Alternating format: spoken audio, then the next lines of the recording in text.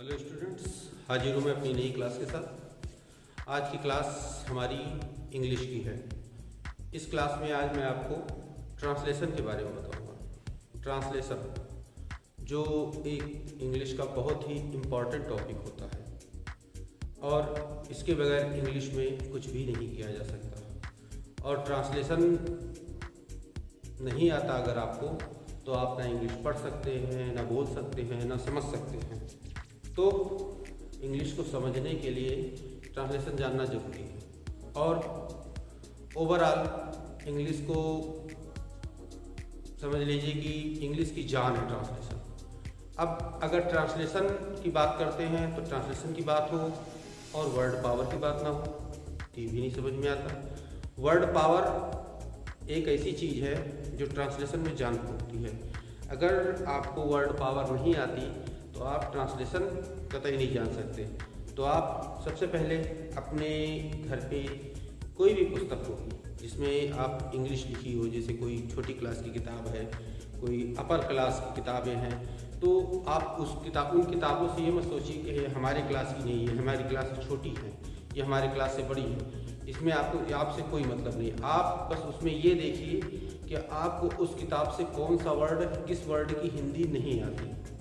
तो आप रेगुलर ये काम कीजिए कि 5 वर्ड रोज याद करना शुरू कीजिए और यकीन मानिए कि 5 वर्ड रोज याद करके आप अपनी वर्ड पावर को इतना मजबूत कर लेंगे कि ट्रांसलेशन इंग्लिश कुछ रह नहीं जाएगा। तो बात करते हैं अपने ट्रांसलेशन की। ट्रांसलेशन जो कि होता है बहुत ही बेसिक सी चीज़ से शुरू होता है और बहुत ही ऊपर तक जाता है। तो यदि आप ट्रांसलेशन सीखना चाहते हैं तो अपनी वर्ड पावर को मजबूत कीजिए। और आज मैं आपको ट्रांसलेशन में कुछ बेसिक चीज़ें बताऊंगा और धीरे धीरे ये क्लास आगे बढ़ती जाएगी। जैसे जैसे हमारी ये ट्रांसलेशन क्लास आगे बढ़ेगी वैसे वैसे आपको ट्रांसलेशन में और कठिन से कठिन चैप्टर मिलते जाएंगे, जिसको मैं बहुत ही आसानी से, बहुत ही सहजता से सॉल्व कराता चलाऊँगा कि जिससे कि आप उसमें ट्रांसलेशन को करने में आपको कभी दिक्कत का ही ना। फाइनली इतना समझ लीजिए कि यदि आप इंग्लिश पढ़ना चाहते हैं तो ट्रांसलेशन सीखिए, यदि ट्रांसलेशन सीखना चाहते हैं तो अपनी वर्ड पावर को मजबूत कीजिए। और अब मैं उन व्यूअर्स से कहना चाहूँगा जो मेरा ये वीडियो पहली बार देख रहे हैं, उन सबसे मेरा ये कहना है कि मेरे चैनल को सब्सक्राइब कर लें और बेल आइकॉन में जाके ऑल नोटिफिकेशन का बटन सेलेक्ट कर लें, जिससे कि मेरा वीडियो अपलोड होते ही आपको सबसे पहले इन्फॉर्मेशन मिल जाए। और पुराने व्यूअर्स से कहना चाहूँगा वीडियो को लाइक करें और अधिक से अधिक शेयर करें, जिससे कि वो सारे स्टूडेंट्स जिनकी ट्रांसलेशन कमज़ोर है और जिनको मैं आज ट्रांसलेशन जिनकी शुरू कर रहा हूँ, उन सब तक ये मेरा वीडियो पहुँच सके और वे सब भी ट्रांसलेशन को आसानी से सीख सके। चलिए ज़्यादा समय न लेते हुए चलिए अपनी क्लास की तरफ चलते हैं। आज की क्लास मेरी बेसिक इन्फॉर्मेशन ट्रांसलेशन के लिए। ट्रांसलेशन सीखने के लिए सबसे पहले हमें कुछ बेसिक वर्डों को जानना अति आवश्यक है। यदि ट्रांसलेशन के हम बेसिक वर्ड नहीं जान पाएंगे तो आप ट्रांसलेशन हम सीख नहीं पाएंगे। तो सबसे पहले बेसिक वर्ड्स क्या होते हैं, उनको हिंदी में कैसे लिखते हैं, वो सारी चीज़ें आप समझ लीजिए। उसके बाद हम अपने ट्रांसलेशन की तरफ आगे बढ़ते हैं। तो बेसिक वर्ड देख लीजिए क्या क्या होते हैं। जैसे ही वह हो, ही का अर्थ होता है वह, पुरुष के लिए यूज किया जाता है। शी का अर्थ होता है वह, शी का भी अर्थ वह होता है। ये स्त्री के लिए यूज किया जाता है। इट का अर्थ होता है यह, ये आई माने मैं,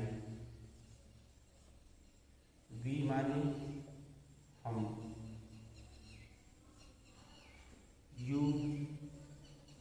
माने तुम,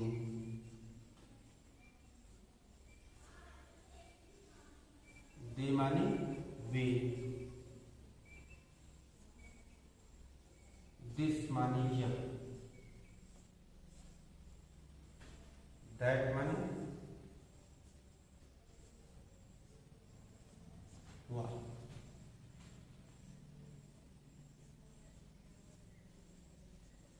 दीज माने ये, दोज माने वे। ये हमारे बेसिक वर्ड्स हैं जिनके साथ हम ट्रांसलेशन की शुरुआत कर सकते हैं। और इनके बाद आते हैं हमारे क्वेश्चन वर्ड। क्वेश्चन वर्ड को भी हम लोग समझ लेते हैं, फिर आगे ट्रांसलेशन की तरफ आगे बढ़ते हैं। तो क्वेश्चन वर्ड क्या होते हैं? क्वेश्चन वर्ड हमारे होते हैं व्हाट माने क्या, व्हाई माने क्यों, हु माने कौन, हुम माने किसको, हुज माने किसका, हाउ माने कैसे, हाउ मच माने कितना।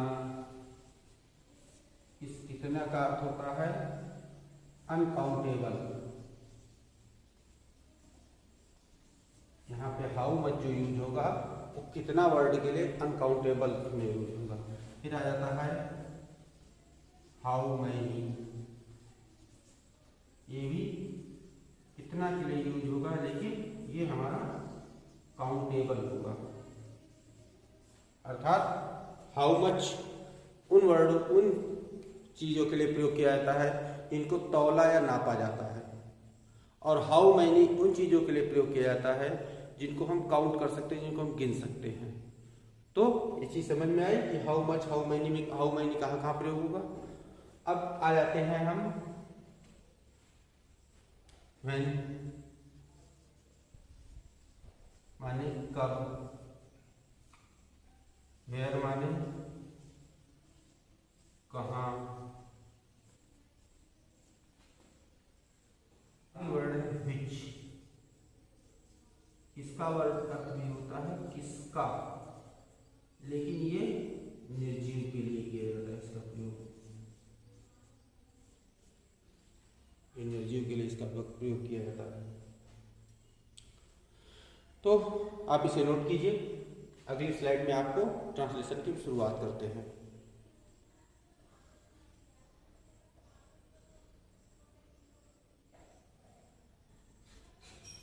चलिए, सबसे पहला टॉपिक हमारा है use of verb to be. Verb to be क्या होती है? वर्ब टू बी होती है कि वर्ब टू बी ये होता है हमारा is and are was were will और शैल, ये हमारी वर्ब टू बी के अंतर्गत आता है। अब इन सब का प्रयोग सब्जेक्ट के अनुसार कैसे किया जाता है? ट्रांसलेशन में शुरू में क्या होता है हम लोगों के पास? ट्रांसलेशन को हमेशा हम शुरुआत करते हैं, पहले लिखते हैं subject plus verb plus object, subject plus verb plus object, अर्थात इसको हम कहते हैं कर्ता प्लस क्रिया प्लस कर्म। अब ये क्या होता है? कर्ता क्या होता है? कर्ता, आप कोई भी वाक्य देखते होंगे तो उसमें आप ये देखते होंगे कि एक व्यक्ति कार्य करने वाला होता है।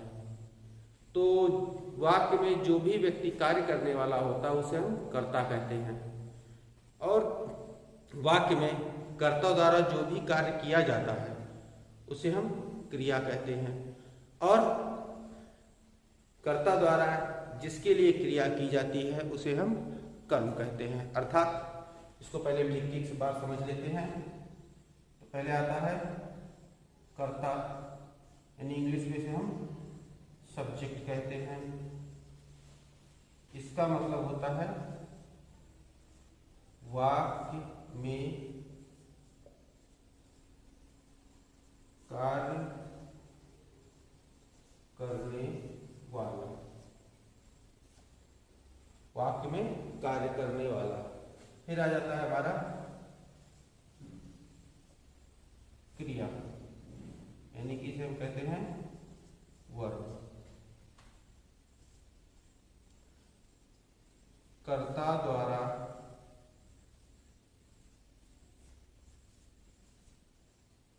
किया जाने वाला कार्य, यानी क्रिया वो होती है कर्ता द्वारा किया जाने वाला कार्य। और फिर आ जाता है हमारा कर्म, यानी कि ऑब्जेक्ट,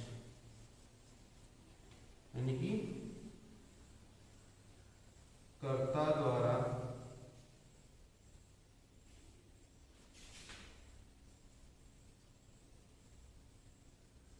जिसके लिए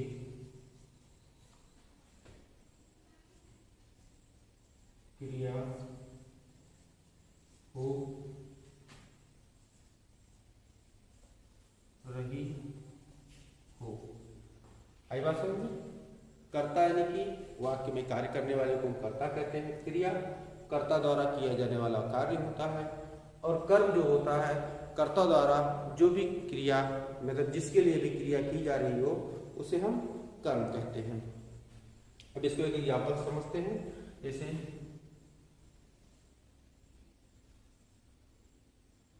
रवि पुस्तक पढ़ता है। रवि पुस्तक पढ़ता है।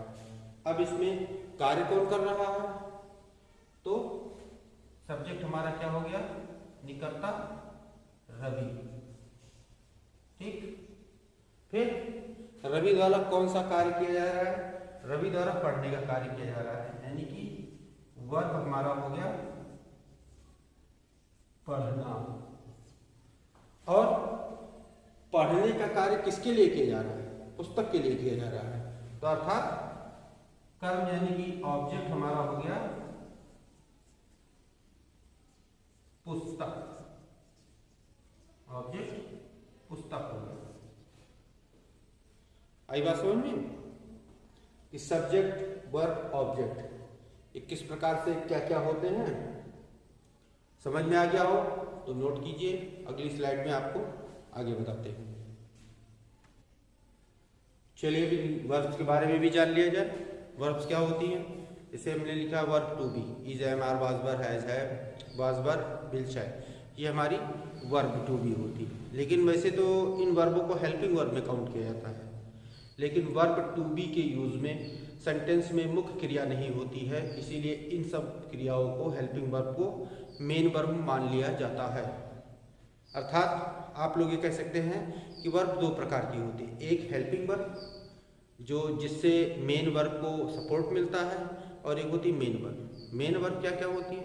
मेन वर्ब वो सारी वर्ब्स होती है जो हमारी बॉडी द्वारा, जो हमारे द्वारा वो जो जितने भी कार्य किए जा रहे हों वो सारी चीज़ें मेन वर्ब में आती हैं। जैसे कि अब हम लोग इस समय क्या कर रहे हैं? मैं क्या कर रहा हूँ? मैं देख रहा हूँ, बोल रहा हूँ, समझा रहा हूँ, खड़ा हूँ, ये सारी चीज़ें मेन वर्ब में आती हैं। इसी प्रकार और भी सारी चीज़ें, कूदना हुआ, खेलना हुआ, पढ़ना हुआ, आना जाना, खाना पीना, सोना उठना बैठना, सारी चीज़ें हमारी मेन वर्ब के अंतर्गत आती हैं। और इन सब वर्ब के अतिरिक्त ये हेल्पिंग वर्ब होती है। अब वर्ब टू बी के प्रयोग में हमें मेन वर्ब तो मिलती नहीं है, तो ये सारी हेल्पिंग वर्ब भी हमारी मेन वर्ब का काम करती हैं। तो समझते हैं कि मेन वर्ब को किस प्रकार के सब्जेक्ट के साथ ऐड किया जाता है जिससे कि सेंटेंस को ट्रांसलेट आसानी से किया जा सके। तो सबसे पहले हम आते हैं अपने सब्जेक्ट की तरफ। सब्जेक्ट हो जाएगा और यहाँ पे यूज की जाने वाली वर्ब्स को। अब वर्ब का यूज देखते हैं हम कौन सी वर्ब के साथ, कौन से सब्जेक्ट के साथ कौन सी वर्ब का प्रयोग किया जाता है। अब यहाँ पे हमने सब्जेक्ट का कॉलम बनाया, एक कॉलम वर्ब का बनाया। वर्ब में तीन भाग, प्रेजेंट, पास्ट और फ्यूचर। अब सब्जेक्ट में जब ही आता है तो प्रेजेंट टेंस में उसके साथ इज लगाया जाता है, पास्ट में वाज लगाया जाता है, फ्यूचर में विल का प्रयोग किया जाता है। इसी प्रकार सब्जेक्ट में जब शी आता है तो प्रेजेंट में इज लगाया जाता है, पास्ट में वाज लगाया जाता है, फ्यूचर में विल का प्रयोग किया जाता है। इसी साथ ऐसे ही इट का जब प्रयोग होता है तो इट के साथ प्रेजेंट में इज, पास्ट में वाज, फ्यूचर में विल। आई के साथ प्रेजेंट में एम, पास्ट में वाज और फ्यूचर में शैल का प्रयोग होता है। इसी साथ बी सब्जेक्ट जब होगा तब प्रेजेंट में वर का आर का प्रयोग होगा, पास्ट में वर का प्रयोग होगा और फ्यूचर में शैल का प्रयोग होगा। फिर आ जाते हैं नीचे यू के साथ, यू प्रेजेंट में आर का प्रयोग करवाएगी, पास्ट में वर का प्रयोग होगा और फ्यूचर में विल का प्रयोग होगा। फिर आ जाता है दे के साथ प्रेजेंट में आर, फ्यूचर में वर, पास्ट में वर और फ्यूचर में विल का प्रयोग होता है। फिर आ जाता है प्रॉपर नाउन। प्रॉपर नाउन जैसे कि आप जानते हैं किसी का भी नाम हो सकता है, किसी भी जीवित व्यक्ति, किसी भी स्थान का नाम, वो सारे इस दुनिया में जिसको भी हम किसी भी नाम से जानते हैं, हर चीज़ का अपना अपना नाम होता है। तो जितने भी नाम इस धरती पर हैं वो सारे नाम हम प्रॉपर नाउन के अंतर्गत रख सकते हैं, चाहे वो मनुष्य के नाम हो, चाहे किसी भवन का नाम हो, चाहे किसी स्थान का नाम हो, चाहे किसी शहर का नाम हो, चाहे किसी प्रदेश का नाम हो, चाहे किसी देश का नाम हो। इससे कुछ नहीं, जितना भी नाम इस धरती पर अवेलेबल है सारे नाम हम प्रॉपर नाउन के अंतर्गत रखते हैं। तो जब भी प्रॉपर नाउन आएगा प्रेजेंट में मीज का प्रयोग करेंगे, पास्ट में वाज का प्रयोग करेंगे और फ्यूचर में विल का प्रयोग करेंगे। क्लियर? चलिए नोट करते हैं, फिर ट्रांसलेशन करना शुरू करते हैं। चलिए सबसे पहले हम लोग चलते हैं प्रेजेंट टेंस की तरफ। प्रेजेंट टेंस, प्रेजेंट टेंस मतलब वर्तमान काल। और वर्तमान काल में क्या था, क्या मैंने लिखाया था कि सब्जेक्ट प्लस इज, एम या आर प्लस एडजेक्टिव। एडजेक्टिव यानी कि विशेषता बताने वाला शब्द। जैसे कि हमने क्या लिया, पहला सेंटेंस हमने ले लिया मैं तैयार हूं। मैं तैयार हूं, तो मैं के लिए मैंने क्या लिखाई थी इंग्लिश, आई। और आई के साथ क्या बताया था लगाने के लिए पिछली स्लाइड में, एम। आई एम और तैयार का होता है ready. I am ready. Clear? अगला देखते हैं, तुम आलसी हो। तो तुम का क्या हो जाएगा, यू। और यू के साथ क्या बताया है, आर। और आलसी का हो जाएगा लेजी। You are lazy. अब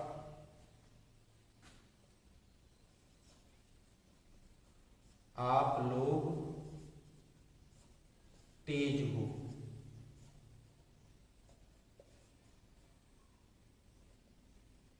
यहाँ पे तेज का मतलब फास्ट नहीं लिखेंगे, यहाँ पर तेज का मतलब होता है इंटेलिजेंस से, हमारी बुद्धिमत्ता से। यहाँ पे इस तेज का मतलब यही निकला कि इंटेलिजेंट कितने हो, बुद्धिमान कितने हो। तो और यहाँ लिखा है आप लोग, तो लोग के लिए पीपल नहीं लगाएंगे, क्योंकि आप लोग लगा है नहीं कि प्लूरल है। आप या आप लोग एक ही शब्द है दोनों, या तुम लोग, हम या हम लोग, हाँ ये सारे शब्द एक ही शब्द है। इनके साथ नॉर्मल सा हम लोग सब्जेक्ट यूज करेंगे। आप लोग का मतलब यू, और यू के साथ लगेगा आर। और फिर तेज का क्या बताया है, तेज का हमने बताया है बुद्धिमत्ता से, यानी कि you are intelligent. Clear? You are intelligent. फिर आगे बढ़ते हैं, वह नेक है। वह नेक है।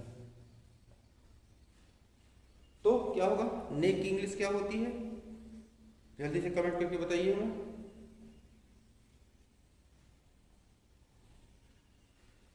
चलिए लिखते, जैसे वह है तो यहाँ ही का भी प्रयोग किया जा सकता है और शी का भी प्रयोग किया जा सकता है, क्योंकि इस वह से यही क्लियर हो रहा है कि ये लड़की है या लड़का है। तो आप ही को भी लगा सकते हैं, शी को भी लगा सकते हैं। मैंने दोनों लगा दिया, आपके लिए कोई एक भी लगा दिए तब भी ठीक रहेगा। तो ही या शी, इसके साथ क्या बताया था, इज, और नेक का क्या हुआ आया है, जेंटल। ही इज जेंटल या शी इज जेंटल। फिर है वह आकर्षक है, वह आकर्षक है। तो क्या होगा, ही इज आकर्षक की इंग्लिश क्या होती है, कमेंट कीजिए बताइए। He is attractive. बार बार मैं कमेंट करके आपको वर्ड्स लिखने के लिए इसलिए बोल रहा हूँ जिससे आप लोगों की जो IQ है वो तेजी से कार्य करे। कुछ वर्ड्स को ढूंढिए, कुछ को याद कीजिए, कुछ पहले से ही याद होंगे, जो नहीं आ रहे हैं, जो नए नए वर्ड्स मैं यहाँ लिख रहा हूँ उन वर्ड्स में अगर कुछ भी नया ऐसा आपको दिखाई देता है कि हाँ ये चीज़ मुझे नहीं याद है, तो उस चीज़ को अपनी कॉपी पे अलग नोट कर लीजिए। अलग नोट करने से फ़ायदा ये होगा कि आपके पास एक अपनी डिक्शनरी तैयार होना शुरू हो जाएगी, और जैसे ही आप अपनी डिक्शनरी तैयार करना शुरू कर देंगे आपको वो वर्ड्स खुद ही याद होने लगेंगे।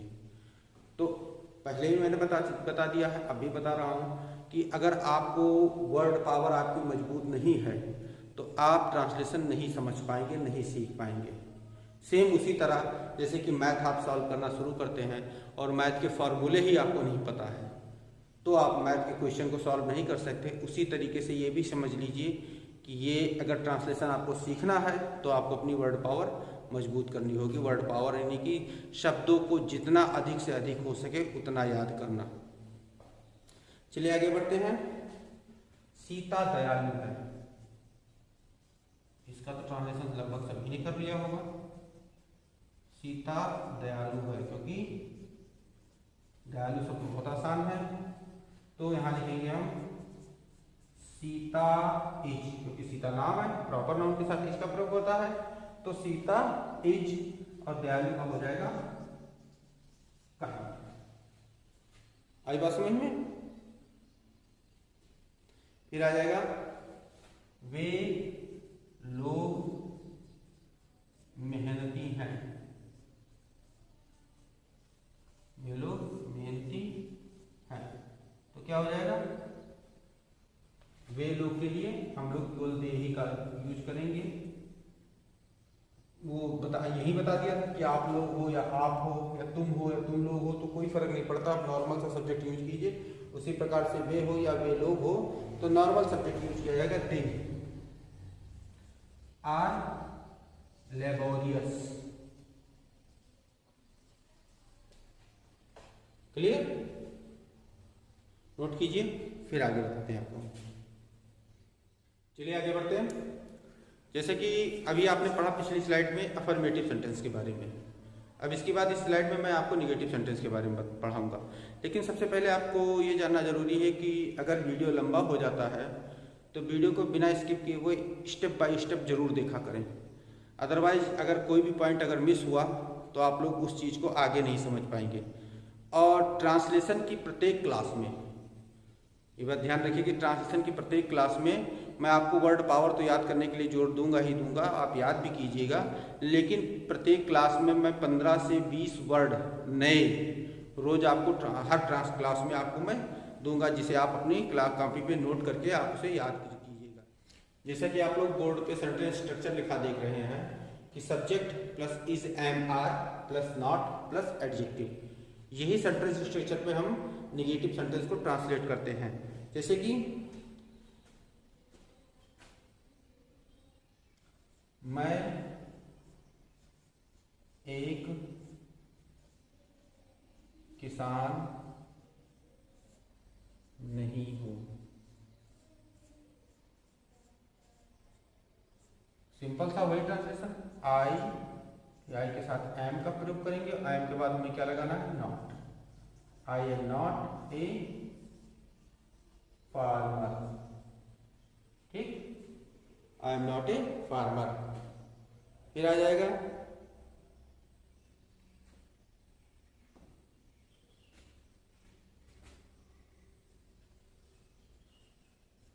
हम लोग अभियंता नहीं है। अभियंता मतलब क्या होता है? अभियंता की इंग्लिश तो आप सभी जानते होंगे, हिंदी आज पहली बार देखिए। अभियंता को इंग्लिश में कहते हैं इंजीनियर। तो हम लोग अभियंता नहीं हैं, तो वी आर नॉट इंजीनियर। ठीक, फिर वह गायक नहीं है, तो ये हो जाएगा he is not a singer.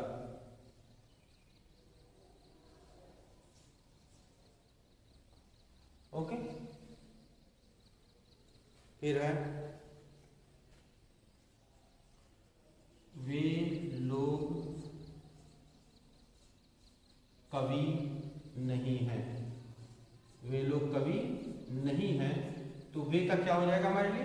दे, और दे के साथ यूज करते हैं हम आर, और फिर नॉट। दे आर नॉट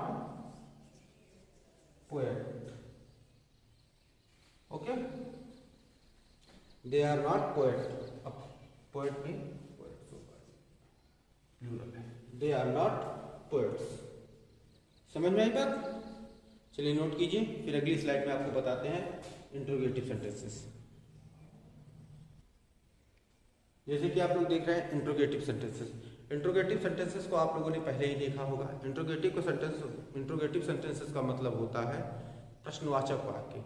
ऐसे वाक्य जिसमें कि प्रश्न पूछा जा रहा हो, वह ऐसे वाक्य जिनके आखिरी में क्वेश्चन मार्क लगा हो। इंट्रोगेटिव सेंटेंसेस यदि क्या से आरंभ होते हैं तो वे सेंटेंस हमें यस नो टाइप सेंटेंस कहलाते हैं। और जो भी सेंटेंसेस, ऐसे सेंटेंस जिनके वाक्य के बीच में इंट्रोगेटिव सेंटेंस वर्ड आता हो, जैसे कब, क्यों, कहाँ, कैसे। अभी जो लिखाया था कुछ स्लाइड के पहले हमने कि कब, क्यों, कहाँ, कैसे, इतने सेंटेंस अगर हमें वाक्य के बीच में मिलते हैं तो ऐसे सेंटेंसेस को हम लोग क्वेश्चन वर्ड सेंटेंसेस कहते हैं। ऐसे सेंटेंस के अर्थ में उत्तर में पूरा सेंटेंस बोलना पड़ता है। फिलहाल अभी यहाँ पे हमें यस नो टाइप ही सेंटेंस मिल रहा है। यस नो टाइप सेंटेंस की खूबी ये होती है कि सबसे पहले उनमें क्या का प्रयोग हो जाता है। अगर वाक्य में सबसे पहले क्या का प्रयोग हो रहा है तो क्लियर है कि वो सेंटेंस हमारा यस नो टाइप ही सेंटेंस होगा। और यस नो टाइप सेंटेंस को हमेशा हेल्पिंग वर्ब को शुरू में ही रखकर उसको ट्रांसलेट किया जाता है, क्योंकि वर्ब टू बी के प्रयोग में मेन वर्ब होती नहीं है, हेल्पिंग वर्ब भी मेन वर्ब होती है। तो हमारी वही वर्ब जो मेन वर्ब होती है, जिन्हें हम हेल्पिंग वर्ब कहते हैं, वो उसी वर्ब को हम वाक्य में सबसे पहले लगा देते हैं और सेंटेंस हमारा इंट्रोगेटिव बन जाता है। देखिए किस प्रकार से, पहले स्ट्रक्चर नोट कर लीजिए। स्ट्रक्चर पहले होगा इज, एम या are plus subject plus adjective plus question. जैसे कि क्या हम लोग आलसी हैं? पहला सेंटेंस हमारा मिल रहा है, क्या हम लोग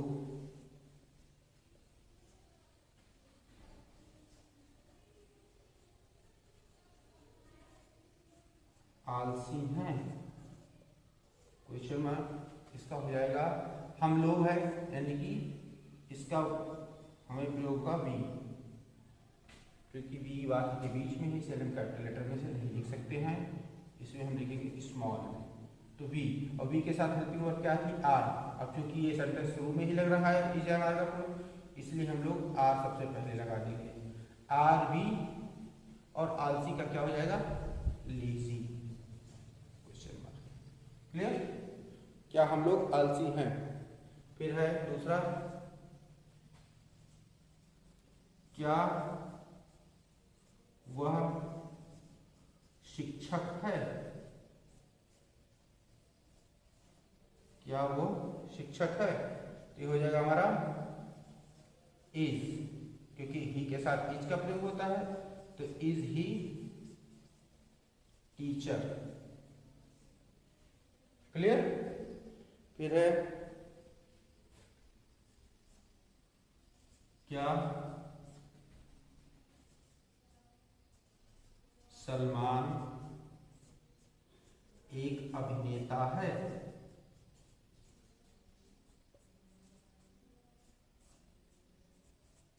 क्या सलमान एक अभिनेता है? सलमान नाम है, प्रॉपर नाउन है, इसलिए हम लोग इज का प्रयोग पहले करेंगे। इज सलमान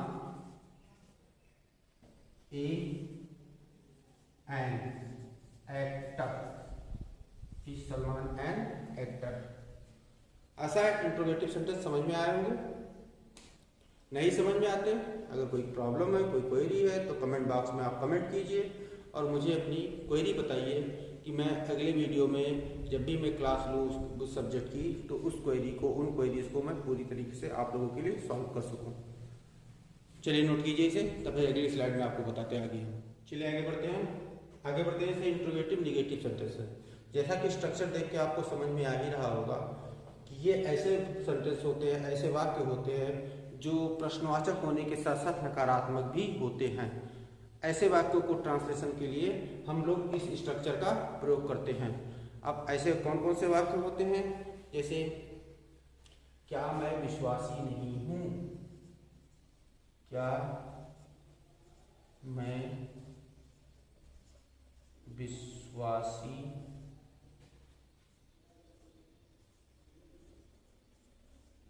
नहीं हूं? तो मैं के लिए एम का प्रयोग होता है helping verb.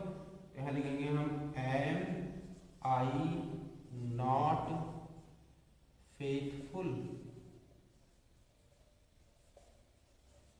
M I not faithful. फिर क्या ये लड़के अनुशासनहीन नहीं है? तो दूसरा सेंटेंस, क्या ये लड़के अनुशासनहीन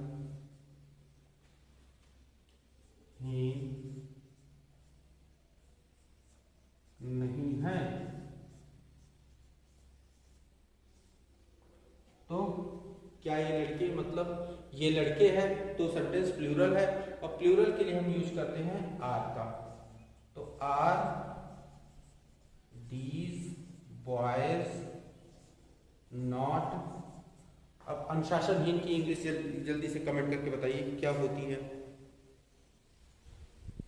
विद्यालय में बहुत सारे बच्चों को कहते सुना होगा, बहुत सारे टीचर कई सारे बच्चों को अनुशासनहीन बताते हैं।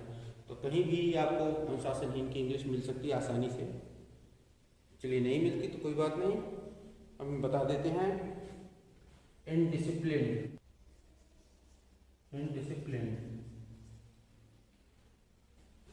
Are these boys not undisciplined. फिर आ जाते हैं आगे बढ़े हम। क्या वह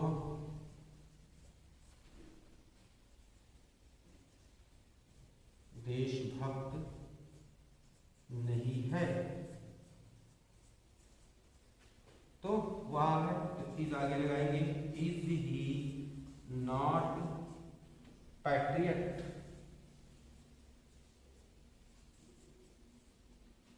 देशभक्त की इंग्लिश होती है पैट्रियट। क्लियर?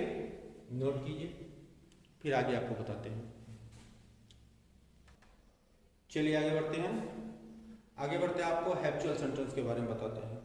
हैबिचुअल सेंटेंस वो सेंटेंस होते हैं जिसमें किसी की आदत को प्रकट किया जाता है।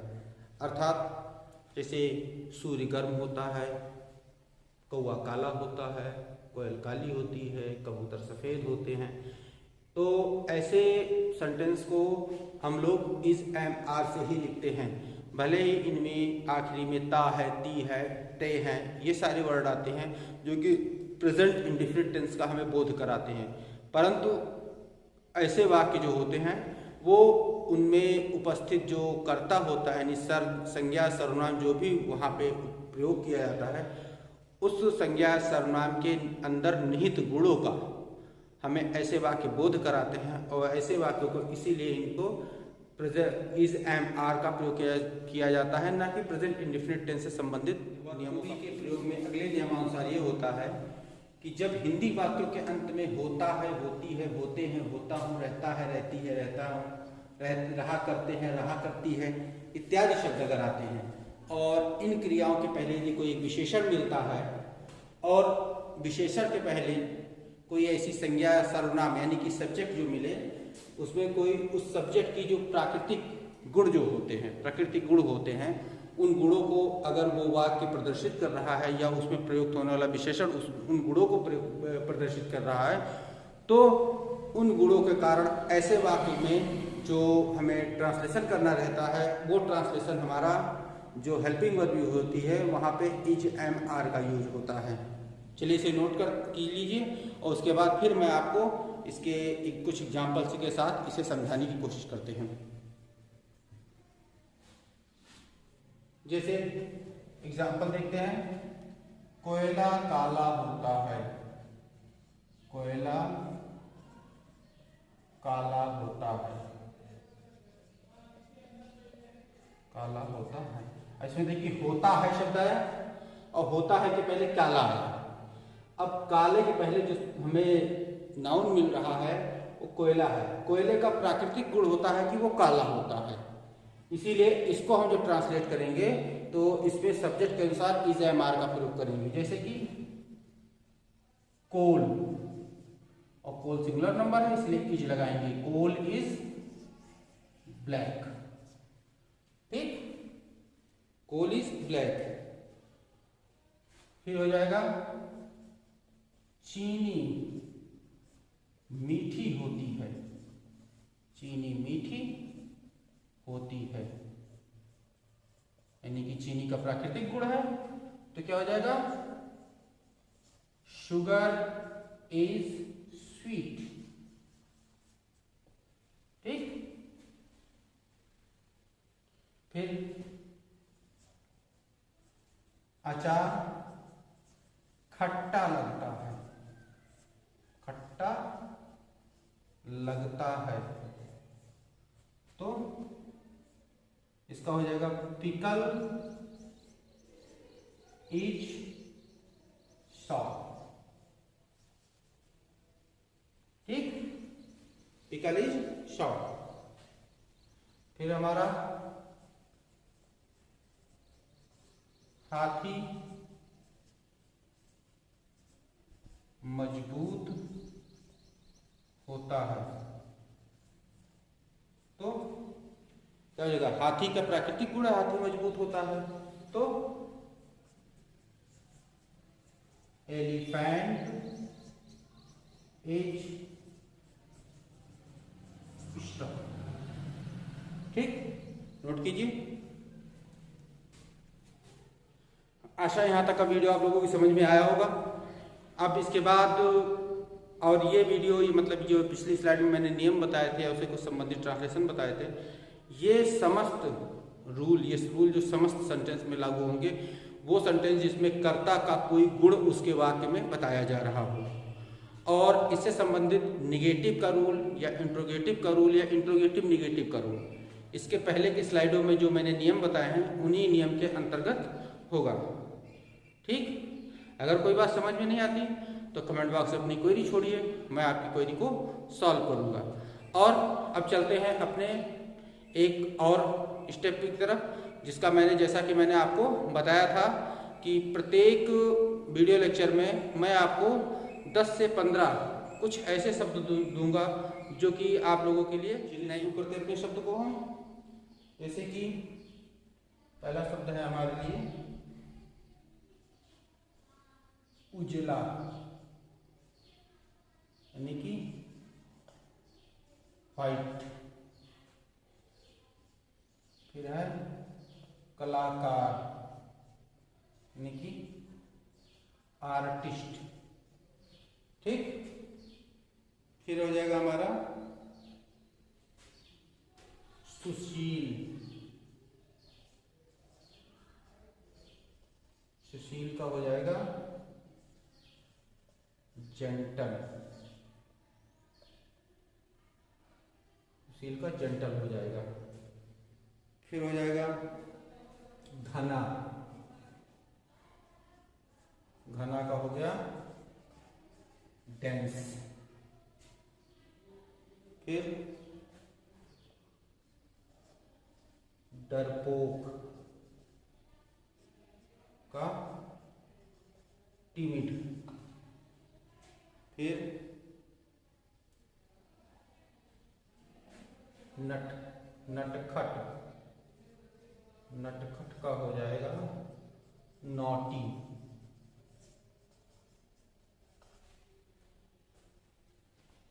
नटखट का नॉटी।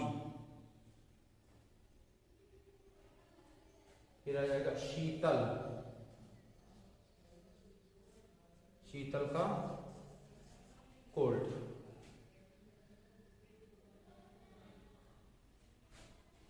फिर हो जाएगा भयावह का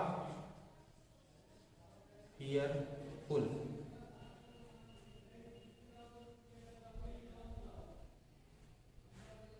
फिर हो जाएगा व्यस्त का बिजी।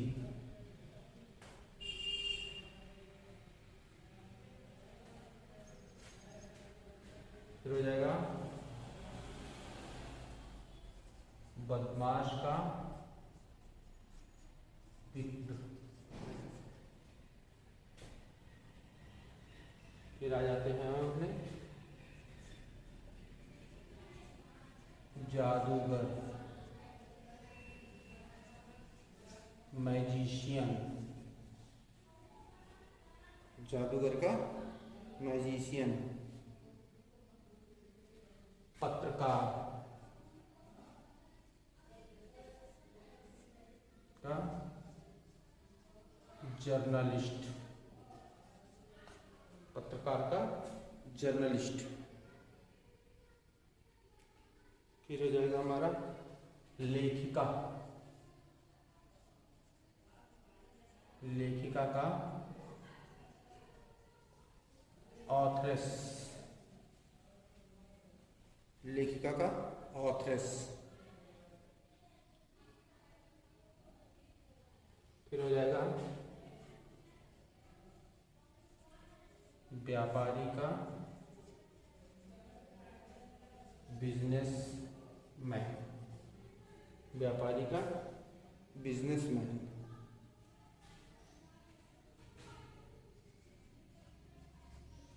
दंडाधिकारी, इसका हो जाएगा हमारा मैजिस्ट्रेट।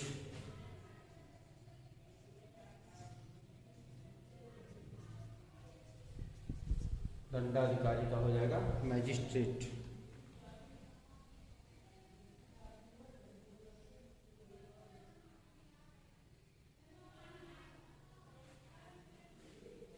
स्वस्थ का हो जाएगा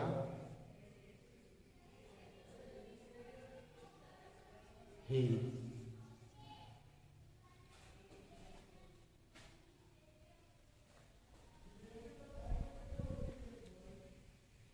चलिए आप इसे नोट कीजिए। जैसा कि स्टूडेंट्स आज का वीडियो लेक्चर यहीं पे ख़त्म किया जाता है। जैसा कि आप लोगों ने देखा होगा कि वर्ब टू बी का प्रेजेंट टेंस आज यहाँ पे ख़त्म हुआ है। नेक्स्ट वीडियो लेक्चर में मैं वर्ब टू बी के पास्ट टेंस का प्रयोग लेकर आऊँगा और आशा है यहाँ तक का वीडियो आपको पसंद आया होगा, समझ में आया होगा। अगर कोई बात समझ में नहीं आती तो कमेंट बॉक्स में नीचे अपने क्वेरी छोड़ दीजिए, मैं आपकी क्वेरी को सॉल्व करने की कोशिश करूंगा। और साथ ही साथ आप कमेंट बॉक्स में उन वर्ड्स को भी छोड़ सकते हैं जो वर्ड्स आपको पता है कि ये इंग्लिश है, इनकी हिंदी मुझे नहीं आती, या हिंदी है इनकी इंग्लिश में नहीं मुझे नहीं आती। मैं आपको उनकी पूरी की पूरी सॉल्व करने की कोशिश करूँगा। साथ ही साथ जो वीडियो मेरा पहली बार देख रहे हैं वो मेरे चैनल को सब्सक्राइब कर लें। जो पहले के व्यूवर्स हैं वो मेरे चैनल को सब्सक्राइब करने के साथ साथ वीडियो को शेयर भी करें, लाइक भी करें, जिससे और भी लोग लाभ पा सकें। और मैं रिमाइंडर डालता रहता हूँ कि इंग्लिश पढ़नी है। आज की वीडियो मैंने कई बार कहा है कि इंग्लिश यदि पढ़नी है तो आप लोगों को सबसे पहले अपने वर्ड पावर को मजबूत करना होगा, क्योंकि वर्ड पावर अगर मजबूत नहीं होती है आप लोगों की तो आप लोग ट्रांसलेशन नहीं सीख पाएंगे। और यदि ट्रांसलेशन नहीं आता तो आप किसी भी पढ़े हुए इंग्लिश वर्ड का या उस सेंटेंस का अर्थ नहीं निकाल पाएंगे, और जब तक अर्थ निकालेंगे नहीं तब तक आपको इंग्लिश समझ में नहीं आएगी, और इंग्लिश आपके लिए हमेशा परेशानी का सबब बनी रहेगी। अभी आप ट्रांसलेशन देखिए, मैंने इसके पहले के वीडियो लेक्चर में कुछ ग्रामर के पोर्शन दिखाए हैं, कुछ ट्रांसलेशन के पोर्शन दिखाए हैं। शीघ्र ही मैं कक्षा 11 और कक्षा 12 इन दोनों क्लासों का एक्सप्लेनेशन सेशन लेकर आने वाला हूँ। तो बने रहिए मेरे वीडियो के साथ, देखते रहिए। Keep watching, keep learning, take care.